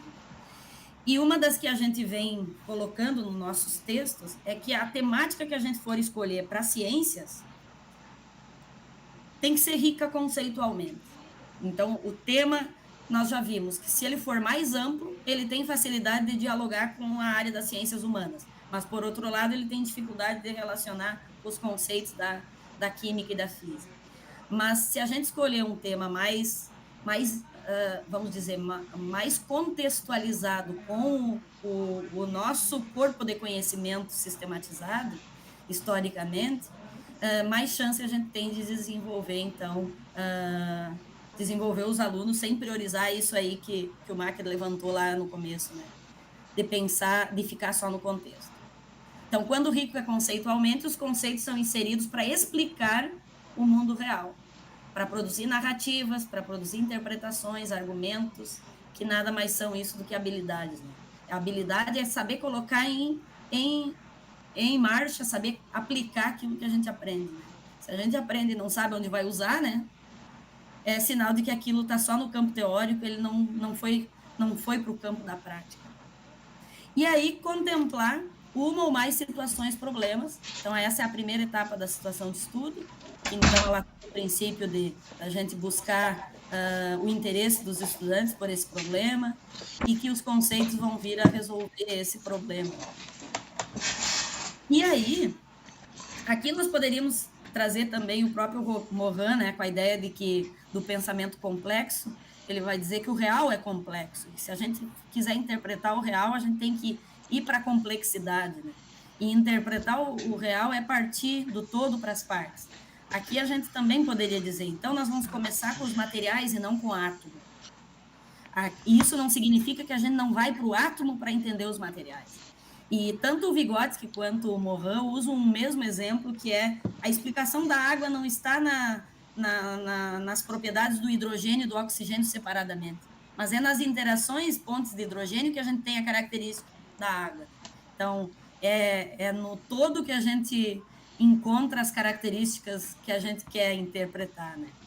Então, tem esse princípio aí que é importante da gente sempre pensar, que a gente não precisa partir do menor para o maior ou do maior para o menor sempre, mas há uma relação, né, direta em que a gente pode relacionar ambos o tempo todo, né? E, por fim, ali nesses slides, a relação entre o tema e os conceitos, a gente fundamenta também em Vygotsky com aquela relação que eu já citei agora, que é o movimento ascendente e descendente. Porque o Vygotsky vai explicar que o nosso modo de pensar a partir dos conceitos cotidianos, ele não segue uma ordem, não segue uma organização sistemática. Então, o nosso modo de pensar no cotidiano é voltado para a prática. Ele chama de pensamento prático. Então, na vida, nós atuamos muito mais com o pensamento prático. Agora, quando a gente está com uma situação, vamos dizer, uma situação que demanda recorrermos a um campo organizado de conhecimento, a gente tem um segundo nível de interpretação e é num campo da abstração, que é no campo da produção de significados, né, num nível superior, e que é esse movimento que eleva a capacidade das nossas funções mentais superiores.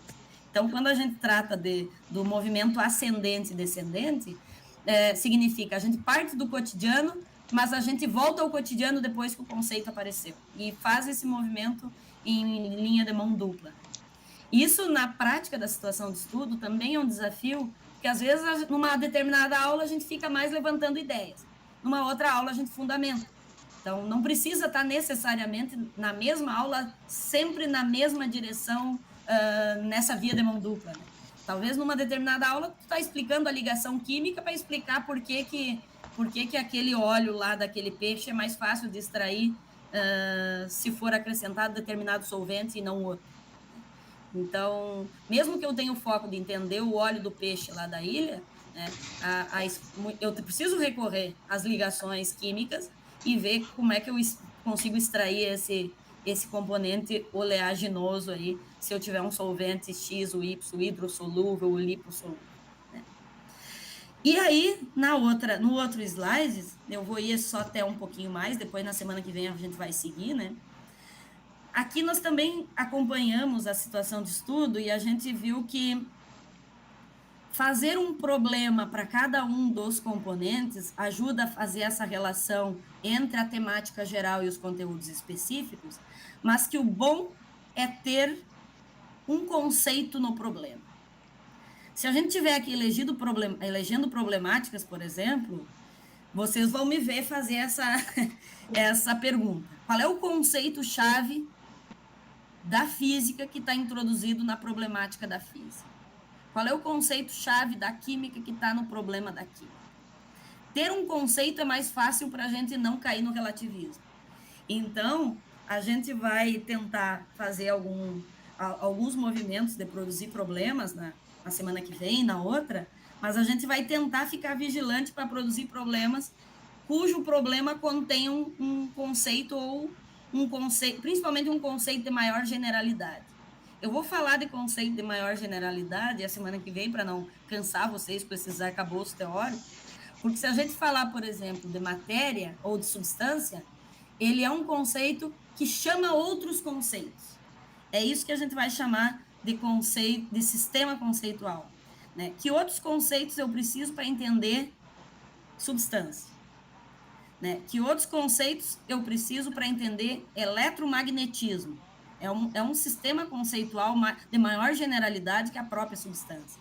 Então, dentro do ponto de vista da relação física e química, o eletromagnetismo, ele serve, porque ele é de fronteira das duas áreas, ele serve tanto a física quanto a química. Né? Então, colocar uma palavra no problema que remeta a gente pensar nos fenômenos eletromagnéticos, tem mais chance da gente puxar os conceitos de magnetismo e eletromagnetismo do que não colocá-los. Então, isso a gente pode, é sempre uma escolha, como eu falei. A gente pode colocar esses conceitos ou a gente pode fugir deles. Depende do que a gente quer em determinado bimestre. E aí, no terceiro pontinho ali, né, porque eu já falei que a ciência é um corpo organizado, mas ele não precisa ser fracionado em pedaços, né? Mas que também esses conceitos, para Vygotsky, a gente vai chamar de signos. Então, todo conceito é um signo, que, na verdade, ele representa uma linguagem de um determinado corpo de conhecimento que nos permite tomar consciência sobre esse universo que está sendo explicado por essa palavra. Então, o que eu quero agora falar no próximo slide é que tem um capítulo da obra do Vygotsky, que para mim é muito caro, que nos dá uma característica importantíssima na situação de estudo, que é primeiro, o que é um conceito e como é que ele evolui. Eu vou fazer uma parada aqui, porque é 14h54. Passa para o próximo, Mac, que daí eu vou estacionar, porque eu quero perguntar o que é conceito para vocês. Tá. Primeiro, né? Isso, antes de entrar ali. Vamos parar um pouquinho, tira a tela para eu enxergar a carinha do povo. Tá, só um pouquinho. Porque nós estamos falando de conceitos, né? Eu vou pedir para te parar o compartilhamento só para a gente falar aí dessa ideia vigotskiana de conceito e o que isso tem a ver com a situação de estudo. Cadê você? Aí! Nós já viemos falando de conceito, né? Desde os nossos primeiros encontros aí, mas eu preciso fazer uma parada agora para a gente prosear um pouco. Bueno. Ai, coisa boa, enxerguei a Giovana. Abre as câmeras aí, gurizada, quero ver se vocês não dormiram, porque certamente depois do almoço vocês já estão cochilando. Oba! Francine, Jonathan, abre aí, Stephanie, Júlia, vou fazer uma pressão psicológica aí, Daniele, César, Cauane, Maurício, Rômulo. Eu já tô com a cor da camisa da seleção. A Fran também. A Mônica também. O Mac também. Gente do céu e da terra. o que é esse tal de conceito.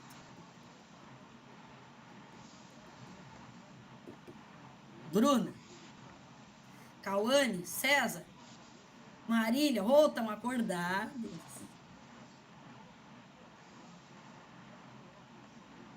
O que passa na cabeça? Se nós estivesse lá presencial, eu ia dar uma folhinha de papel para cada um escrever uma definição para conceito. Isso ia ser interessantíssimo. O que tu ia escrever para definir conceito, Daniel?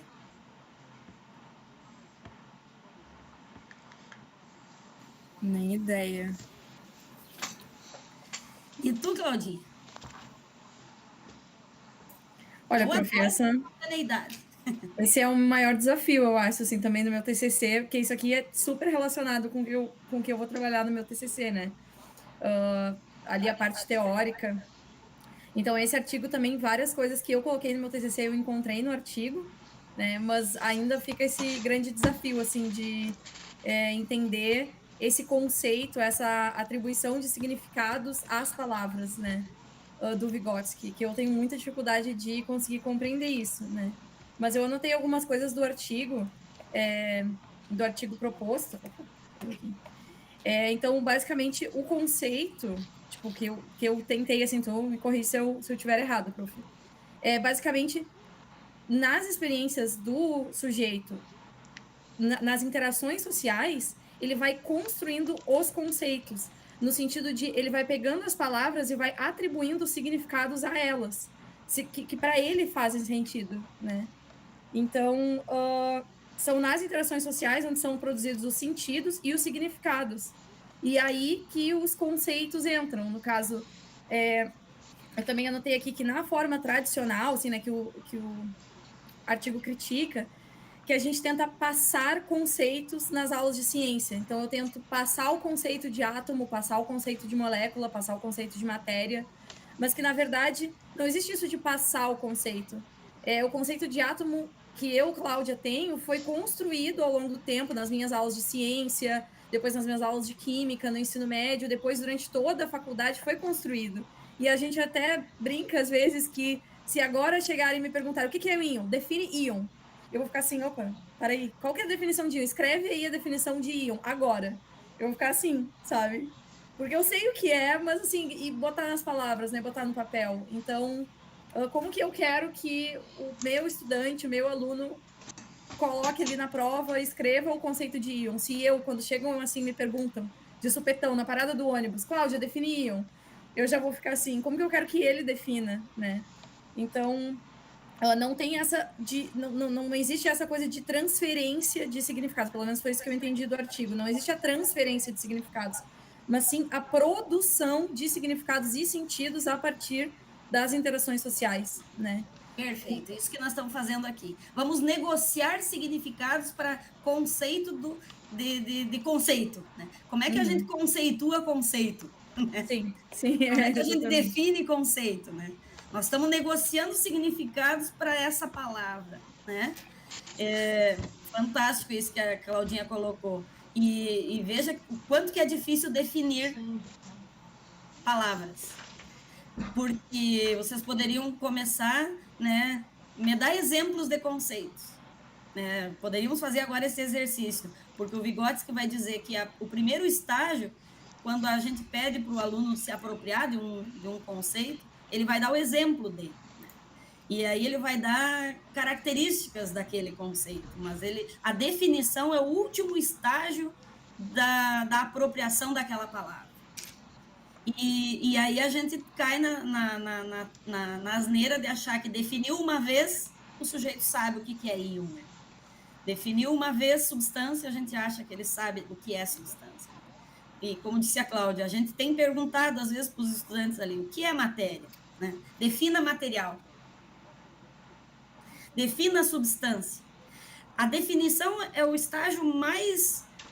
vamos dizer, mais evoluído de um conceito e é o último que o sujeito, no último estágio, consegue definir. Né? Então, é muito interessante a gente estudar a evolução do significado das palavras a partir do Vygotsky.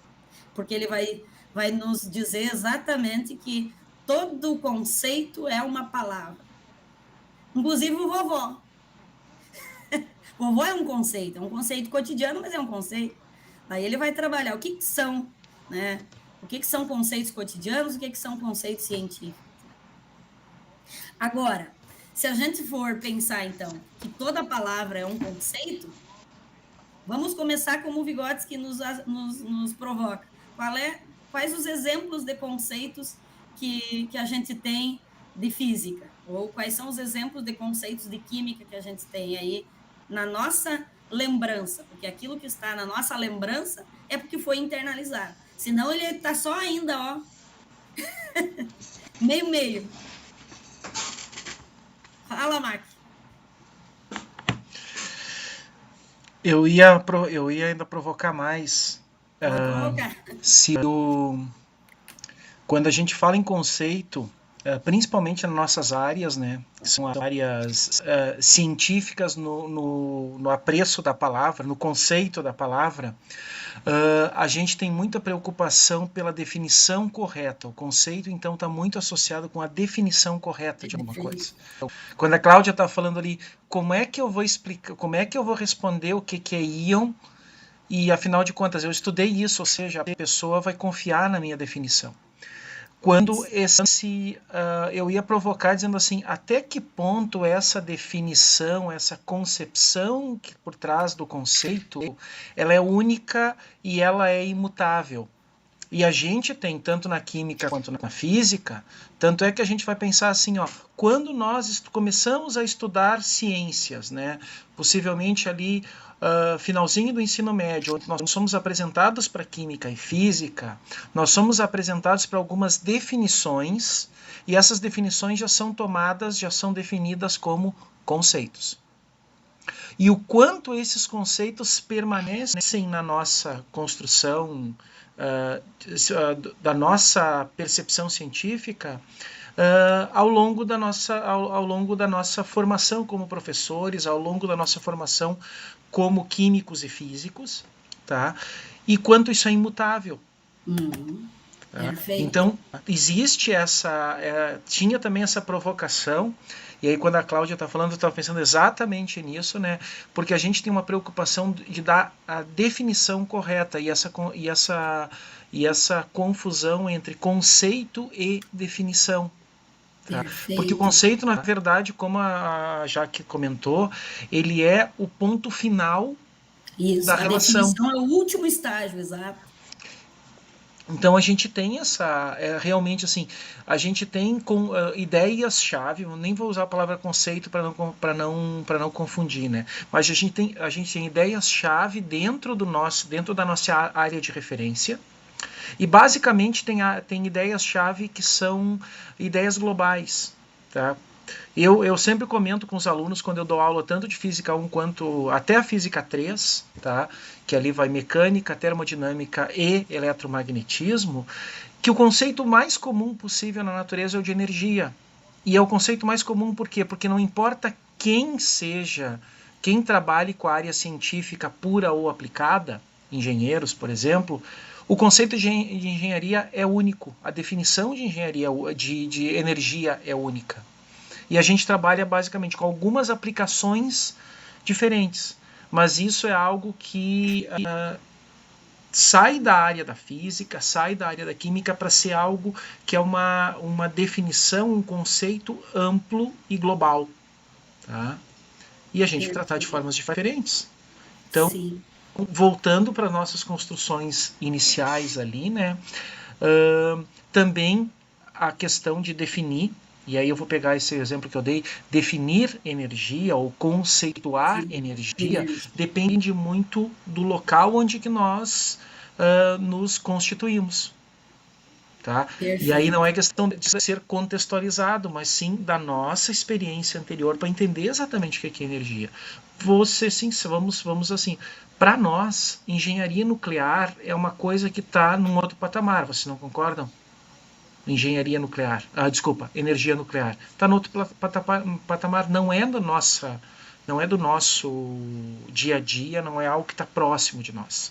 Então são construções que têm um caráter social importante, e é uma construção que a gente vai buscar nessa construção dos nossos conceitos. Mais do que definições, tá? Toda a implicação desse, usando os psicólogos falam para fugir do conceito, né? O construto científico para entender algumas situações. Perfeito. Eu acho que essa aqui, a colocação do Mark mostra assim, por onde a gente vai amarrar o nosso burro, dizendo de uma forma assim, né, bem prática. Posso dar um exemplo rapidinho? Pode. Deixa eu só complementar por que eu usei esse, onde é que nós vamos amarrar o nosso burro. O Vygotsky vai dizer, então, que a definição é o último estágio do conceito. E a situação de estudo não vai se agarrar tanto na definição, mas em todas as relações que esse conceito vai permitir que esse significado evolua. Então, para nós é mais importante o significado da palavra íon, como disse a Claudinha muito bem agora, como é que ele vai evoluindo nas relações com que ela vai aparecendo, do que a definição de íon, que também é importante. E eu preciso dizer que também é importante, mas ela não é o ponto-chave principal. Mas para nós, professores, a gente tem que saber até onde a gente quer chegar. Então, por exemplo, por que a definição ela é o último estágio e para nós também, representantes de uma ciência, ela é importante, mas ela não é o começo da parada, né? Porque é o conceito estabilizado num determinado ponto. Se tu buscar a definição de átomo hoje, é diferente da definição de átomo do Dalton lá na época dele, né? Se a gente for definir hoje substância, a gente vai definir com os princípios e pressupostos desta atualidade. Mas esse significado evoluiu historicamente. E na cabeça do aluno também vai evoluir. Mas a definição, ela é mais ou menos estável, nós digamos assim. Por que mais ou menos? Porque amanhã ou depois, o conceito de carne vai mudar. Estão fazendo carne em laboratório, né? Então, a definição para carne vai mudar. A definição para sabores muda à medida que a gente produz novas substâncias que identificam novos sabores. Então, a definição, ela existe porque ela é o que está sendo legitimado hoje. Não é qualquer coisa que define íon.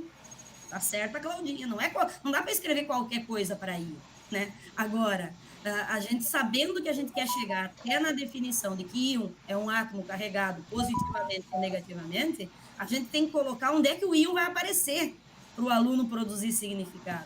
E não necessariamente saber definir que é o estágio final. No final, talvez seria importante, né, para um químico, né, imaginar qual é o grau de definição que o cara faz das coisas. Mas na aula, uma prova que pede só definição não capta essa evolução de significados. E às vezes a gente cai na asneira de pedir para definir reação química. A gente sabe o que é reação química, porque os químicos não aceitam qualquer coisa para reação. A gente sabe que na reação química as substâncias têm que se transformar, senão não é reação química. Agora, antes dele dizer que reação é quando a substância se transforma em outras, ele precisa produzir um horror de significado para uma série de misturas, de coisas que ele testou, de representações que ele foi imaginando lá no cérebro, para depois definir que reação é uma transformação que produz substâncias novas. E aí é o que é o nosso desafio, né, de pensar como é que a gente introduz essas palavras na situação de estudo para agregar esses significados, sem cair na definição que ele pode achar um sentido dicionarizado, que ele vai decorar, mas não vai fazer sentido nenhum para ele. Mônica, desculpa, só quis trazer esse ponto, porque esse ponto é muito importante. Sim. Da definição. Não, tranquilo, ainda voltando no Vygotsky, eu tenho dificuldade de falar esse nome, né? Mas, então ele fala dos processos externos, da aprendizagem, tudo, né? Eu lembro, estão falando em conceitos que a gente vai trazendo, como a Tati falou, né? Ela teve uma formação, eu tive outra, cada um tem uma formação e vai levando um pouco de cada para si e monta um bolo todo, né? E aí a gente também pode trazer esses conceitos apegado às relações pessoais que a gente teve. Por exemplo, eu gostava muito do Moacir, né? De tudo que ele falava. Então, o que eu trouxe? Eu trouxe para as minhas aulas muitos conceitos que ele falava, né? Por exemplo, o que é a química? Eu acabo definindo a química para mim é tudo, mas o que é tudo para o outro? Né? Então, a gente vai se apegando a algumas palavras, algumas frases com quem a gente vai se apegando e vai achando que aquilo é uma verdade, né? E vai e vai levando adiante, passando para os nossos alunos também. Então, é mais ou menos essa colocação que eu queria passar. Sabe que isso aí, esses dias, a gurizada, eu fiz essa pergunta também lá e eles disseram, química é tudo, né? O que a química estuda? Qual é o nosso objeto? Aí, acho até que estão aqui alguns deles que estavam lá na Educação 3. Eu tá, mas o que é esse tudo? É bem isso que tu está dizendo, porque não é tudo, né? É tudo que está no universo material que tem uma composição. Agora, se ele só repete que é tudo, acabou, né? Acabou a evolução do sentido da palavra química. Assim como matéria. O que é matéria? Né? Quando a gente introduz lá a ideia da discussão do sistema material, lá na química geral, eu pergunto, o que é matéria? Às vezes eles param, alguns têm a decoreba de que matéria é tudo que tem massa e ocupa um lugar no espaço. Daí tem a frase. Mas o que é... Daí eu começo, me dá exemplo, então. E aí o Vygotsky vai dizer, a exemplificação é o primeiro estágio. Quando ele consegue exemplificar íon. Me dá um exemplo de íon. Me dá um exemplo de material. Me dá um exemplo de substância. Me dá um exemplo do que é tudo na química. Aí começa a evolução dessa negociação de significados, né? Que eu acho que esse é um diferencial vygotskiano, que para mim ele é um princípio fundamental assim nas aulas, porque daí eu vou entender que eu não vou trabalhar ligação química só no primeiro ano, que eu não vou... Vocês viram uma questão aí no texto? Pouco apareceu o conteúdo, aparece mais conceito, né? O Vygotsky, na obra dele, ele não fala de conteúdo, ele fala de conceito, porque o conceito é uma palavra e é uma palavra com significado, e o significado evolui nas interações. Então, o que a gente vai perseguir é por onde anda essa produção de significado dos estudantes. E aí que a gente tem que trabalhar aquele corpinho que a gente vai tentar idealizar aqui, que é o sistema conceitual da física e da química. Nós podemos colocar em 3, 4 situações de estudo nesses anos que a gente for trabalhar junto, né? Porque a ideia, se a gente acredita que esse significado vai evoluir, e a gente pode até acompanhar isso aqui com as nossas pesquisas, né? Tanto na sala real da Mônica, da Tati, quanto quando os alunos forem lá com uma proposição em que eles levam ondas eletromagnéticas. Né? Como é que eles vão introduzir essa palavra para a gurizada que está ouvindo pela primeira vez essa palavra? É um signo vazio de significado no começo. Como é que eles vão introduzir? A gente pode acompanhar como é que isso vai evoluir depois numa outra semana, depois numa terceira semana. Concordam, discordam? Pode ser difícil, mas talvez não seja tão ruim quanto parece, né? Podemos seguir mais um pouquinho, os outros estão ali dormindo, né? E o jogo vai começar daqui 15 minutos. Só quero colocar mais 2 slides, Mark, e aí depois, na semana que vem, vocês tragam todas as inquietações, porque lá, ao vivo e a cores, o povo não vai se furtar, né, de abrir a câmera. Então, esse slide ali coloca a definição também, né, do conceito, né, que o conceito, então, primeiro ele faz uma relação, então, como a Claudinha colocou bem, ela também está lendo essas questões vygotskianas, né, o conceito, toda a palavra é um conceito, mas uma palavra sem significado é um som vazio. Então, logo, o significado de uma palavra é uma generalização, um conceito. Então, estou trabalhando com o Vygotsky lá na pós-graduação e uma aluna falou, o que é generalização, né? E aí uma outra disse, como é que a gente generaliza, né? Como é que a gente generaliza no sentido de fornecer, de servir, aquele conceito servir a mais do que um contexto, né? Como é que ele se apropria de diferentes contextos para generalizar uma palavra? Eu acho que isso, vou deixar aí para vocês ficarem pensando o que é também uma generalização, quando a gente define, por exemplo, metais, ou quando a gente define energia, como o Mark provocou, né? O que significa generalizar o conceito de energia? Para chegar lá no final e achar que a gente definiu no estágio mais elevado da palavra. E aí o Vygotsky vai dizer, então, que que a relação entre pensamento e palavra é uma coisa muito íntima, né? E é por isso que a gente acredita que introduzir palavras científicas para os estudantes é fazer ele pensar num nível mais elevado, porque é por intermédio dessas palavras que o pensamento químico vai existir. Ou seja, o pensamento não apenas ele se expressa em palavras, mas é por meio das palavras que o pensamento passa a existir. Se a gente quer produzir um meio de pensar quimicamente sobre as coisas, um jeito dele pensar a física do mundo real, né? Que palavras da física a gente introduz para ele começar a pensar fisicamente. Foi o Macedans que achou essa foto do Lev Vygotsky aí, não sei aonde. Pode passar? E aí, Mac, aqui depois vocês vão ter esses slides. A gente colocou então que temos que superar a ideia do postulado imutável da palavra, como o Mac falou agora há pouco, que é aquele sentido dicionarizado, que muitas vezes o ensino está muito mais pautado nesse sentido, nesse significado imutável, que tu vai lá e busca no Google e define molécula, né? Mas para trazer nas suas diferentes relações aí para interpretar o mundo que a gente quer. E aí, vou pular aí para não ficar tão pesado, e vou pegar um exemplo aqui para a gente finalizar o próximo slide, que é um exemplo que a gente fez do livro que eu vou levar para a semana que vem, para a gente seguir discutindo a semana que vem, com os exemplos que a gente já desenvolveu de situação de estudo. Então, aqui a gente fez uma situação de estudo aí que foi produzido no Lorea, em que a temática era a televisão como um artefato social e cultural das novas gerações aí, que a gente sabe que a piazada gosta muito de TV, né? Mas a gente fez uma pergunta da área que introduzimos a palavra fenômeno imagem para tentar explicar por dentro da ciência como é que se dá a formação da imagem nas televisões.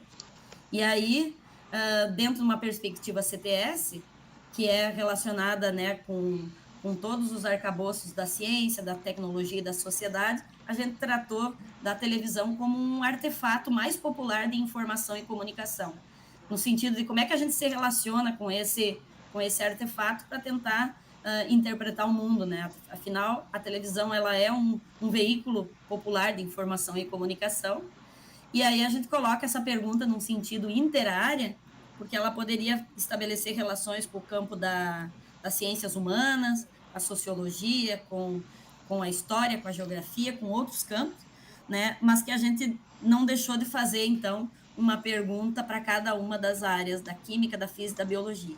Na química, a gente colocou uma pergunta qual era o ganho de substituir uma TV comum por uma TV de plasma, aquela TV que é antiga, que tinha aquele tubo de imagem grandão, né? Por que ela diminuiu e ficou fininha? Então, a gente botou perguntas com a palavra que contém o significado, por exemplo, materiais. Quais materiais e propriedades se relacionam à formação da imagem em cada caso? Na física, a gente botou de onde vem a energia que sustenta a corrente elétrica, e daí introduzimos essas duas palavras, corrente elétrica e corrente magnética, para explicar o fenômeno da imagem da TV. E quais são os processos de transmissão? A palavra transmissão também é um conceito físico, né? Para explicar a imagem e os seus avanços aí nos diferentes modelos de televisão, que agora aí a gente nem botou o LED e as outras mais modernas. E a biologia ficou encarregada para explicar como é que o olho humano decodifica a imagem da TV, como é que essa imagem chega até o olho humano e como é que a gente consegue, né, por que conseguimos assistir TV e quais os efeitos da TV no nosso corpo, no olho humano, e o que é necessário para enxergar. Então, são 3 perguntas, né, que a gente fez, uma para cada área, para tentar trazer os conceitos de cada uma das áreas para explicar o fenômeno que é imagem nas diferentes televisões. Trouxe esse exemplo aí para depois a gente começar a ir pensando nos nossos modelos. Acho que eu coloquei mais 1 ou 2, mas pode passar o próximo, Mac. Então, aqui só para sistematizar e depois o resto a gente vê semana que vem. Como eu comentei para vocês do estudo que o pessoal da Química está fazendo lá na lagoa na ilha, né? Então, uma temática poderia ser a pesca do peixe, do camarão e do siri na Lagoa dos Patos ou em qualquer uma das ilhas, né? Uma temática que tem uma característica CTS, e aí a gente também pode escolher o quão CTS a gente quer a nossa temática, ou o quão freiriana. Então, a gente pode fazer um híbrido de acordo com as intenções de vocês, né? E aí, no caso da situação de estudo, deixa aí mais um pouquinho, mas daí no caso da situação de estudo, volta, Mac, aí, ficar na área de ciência da natureza, então a gente colocaria uma situação problema que poderia ser respondida pelas 3 áreas, e aí ela é uma situação problema, vamos dizer, interdisciplinar, porque ela pode ser respondida com os artefatos da química, da física e da biologia, o porquê do mau cheiro que acompanha os dejetos dessa atividade pesqueira. Então, além de ter toda uma prática social e cultural da atividade dos pescadores, né, a gente poderia estudar o que são esses dejetos e o que caracteriza o mau cheiro. Então, qual a natureza desses materiais e substâncias, né? A física poderia trabalhar como é que se produz o biogás a partir desses dejeitos. A biologia poderia ficar com as toxinas, né? Quais toxinas produzem esse mau cheiro e por quê? Então, aqui a gente teria uma possibilidade também. Só quis trazer esses exemplos porque a gente vai, então, mais adiante, né, decidir por uma temática e começar a produzir com os conceitos da química, da física. A gente não tem aqui a biologia, mas nada impede que a gente sonhe em levar essa discussão lá para as 3 escolas campo e ver o quanto que a gente consegue trazer o professor de biologia para essa nossa relação interdisciplinar com a temática. Pode fechar, Mac. Aí a gente, na semana que vem, eu acho que já tem umas provocações aí para a nossa conversa da semana que vem. E aí, a semana que vem, como a gente vai estar lá na EQA, a gente pode... Na EQA não, lá no IMEF. Aí a gente pode trazer mais exemplos do que a gente já desenvolveu aí, inclusive no edital passado da residência, em que nós tínhamos aí, não estávamos com as condições ideais, né, Mac? Mas a gente fez algumas iniciativas, não foi tão promissora, porque estava no contexto da pandemia e estávamos aí com uma certa dificuldade de relacionar com as necessidades por exemplo, a química a gente tinha que validar os estágios, porque o IE não estava oferecendo, a bio tinha outro contexto, então a gente andou limitado no edital passado. Mas agora nesse, a gente pode ver o que conseguimos avançar. E a gente vai trazer mais exemplos do que a gente já fez no edital passado, e aí vocês vão trazendo aí, quem não falou hoje, né? O que o texto vos incomodou, vos impressionou. Bem, Jaqueline, na aula que vem, não vou falar agora porque está meio que finalizando, mas na aula que vem eu também tenho uma outra proposta também, depois se vocês tiverem interesse, que eu vou ter que aplicar nas escolas, né? Que é um trabalho que a gente está fazendo agora, que tem a ver com CTS, que seria, por exemplo, o trabalhar com Pinus ellioti, né? Que é ele é causador de poluição no meio ambiente, etc. Mas aí na próxima aula eu levo e explico melhor esse assunto aí. Fantástico. Aí aquilo que a gente comentou, né, da semana que vem a gente poder seguir, né, vocês podem trazer as impressões do texto e trazer as experiências de vocês com essas abordagens temáticas que vocês já vivenciaram, para a gente fazer diálogo, né, com a situação de estudo. Vamos ver aproximações, distanciamentos, por onde a gente pode fazer os links com a realidade da escola de vocês e também com os projetos que a escola tem, porque eu acho que e uma coisa também que a situação de estudo nos ensinou, né, Tati, lá no Loré, também é que os professores têm os seus projetos e têm as suas necessidades, além de projetos, né? E aí a gente precisa ver como é que vocês estão desenvolvendo o que vocês já fazem e para a gente poder fazer os links aqui.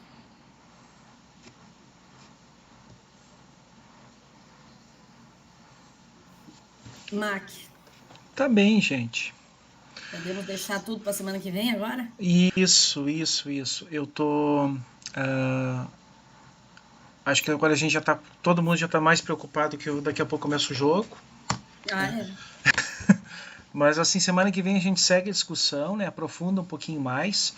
Eu vou aproveitar agora depois e já vou subir ele para o upload, fazer o upload para o YouTube para disponibilizar para vocês. Assim que tiver ok, eu mando o link ali no nosso grupo. E para poder assim acompanhar algumas coisas, ver. Os 2 primeiros minutos deu um probleminha no áudio, mas depois eu acredito que tá tudo ok. Tá? Então deu um probleminha no áudio? Ai, que pena. Deu um problema no áudio porque eu não me dei conta aqui, e aí eu consegui, mas aí foi logo no inicinho, assim, quando estava começando ainda, sem falar no primeiro slide ali. Mas tá bem então, gente. Nos encontramos então semana que vem, 13h30, lá no auditório do IMF, tá? A gente termina essa apresentação, já faz uma rodada mais de debate em cima disso, né? Aprofunda um pouquinho aquilo que a gente está falando sobre os nossos conceitos fundamentais, tanto da química quanto da física, tá? Mas já vão preparados lá para a nossa conversa na próxima segunda. Segunda não vai ter jogo, então não tem desculpa. Eu ia perguntar, porque tu estava com as datas mais certinhas, não. né, Mac? É sexta-feira, se passar agora é sexta-feira, meio-dia, ou seja, a FURG não tem expediente na sexta-feira mesmo, tá? Por causa do horário. Mas segunda-feira tá tudo normal. Tá bom, então, gente, estou encerrando a gravação.